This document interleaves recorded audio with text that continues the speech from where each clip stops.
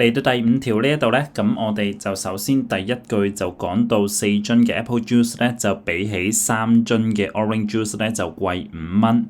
咁然之後佢亦都講到就話啦，如果我6樽 apple juice 以及8樽嘅 orange juice 呢，佢 total price 就會170蚊。咁我哋而家呢，就想揾翻5樽 orange juice 以及10樽 apple juice 佢嘅 total price 會係幾多啊？咁可以喺呢度咧，我哋就先揾翻佢1樽 apple juice 同埋1樽 orange juice 佢嘅錢係幾多先。咁所以我哋而家就 let A and B be the price of a bottle of apple juice and a bottle of orange juice respectively。咁喺呢度咧，我就唔用 XY 啦，我直接 apple juice 咧就用 A 啦。咁點解唔用 orange juice 用 O 咧？因為可能會同0去混淆噶嘛。咁我哋就直接用 B 就算啦。好啦，咁然之後根據住綠色嗰一句咧，我哋 is 就會係 keyword。咁所以咧，而家4A 就會係等同於呢個3B 再加5，我就叫做 equation 1。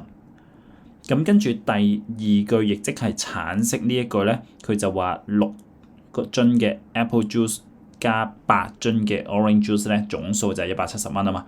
咁所以我哋而家6A 加8B 咧就會等同於170，我就叫做 equation 2。咁就記得加翻個引號啦。好啦，咁我執一執翻個位先啦。我哋利用到 equation 1咧，我就將個 3B 就搬翻過去左手邊先，方便啲我去表達。而家我哋 4A 減 3B 咧就會等同於5。咁我咧就叫佢做 equation 3啦。好啦，咁同學就留意住啦。我今次咧就會用呢個 elimination，咁就留意住呢個 equation 2以及呢個 equation 3。咁我只需要將 equation 2乘2，再減翻呢個 equation 3乘3嘅話咧，就可以 cancel 咗其中一個 unknown 㗎。咁同學亦都諗一諗啦，咁其實係 cancel 咗邊個 unknown 咧？咁喺呢一度咧，我就 equation 2乘2嘅話就會有個 12A 啦。equation 3乘3嘅話都係有 12A， 咁相減咗嘅話咪整走咗個 A 咯。咁所以剩低嘅咧其實就係個 B 啊。咁因此咧，我哋而家就會有呢個 16B， 再減翻呢一個咧就會係負 9B， 因為我哋呢個 equation 3乘咗3啊嘛，咁就會係等同於右手邊咧170乘2咧就係340。再減翻呢個5乘3咧，就會係15。咁啊，最終我哋而家 16B 減負 9B， 即係呢個加 9B 啦。咁所以我哋就會寫得到 25B 就會係等同於325，因此 B 嘅數值就會等同於13。咁啊，求其代翻條式去計翻個 A 啦。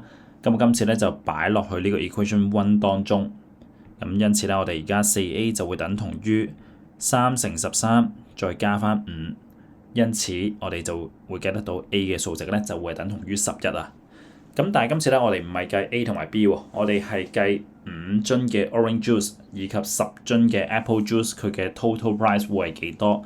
咁所以亦都寫翻 required total price 咧就會係等同於5再乘13，然之後咧就再加翻10乘11。咁計咗出嚟咧就為175，記得俾翻單位。咁以下呢個咧就為答案。